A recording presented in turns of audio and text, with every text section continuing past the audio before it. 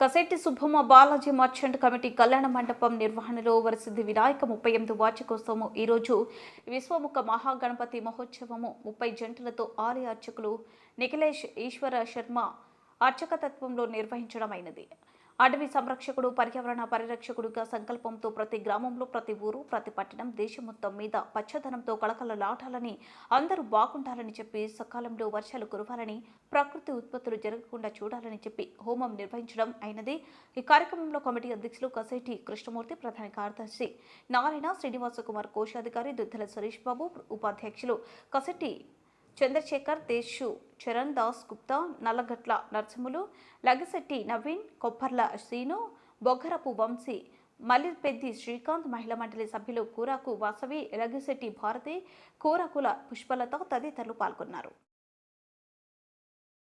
Hare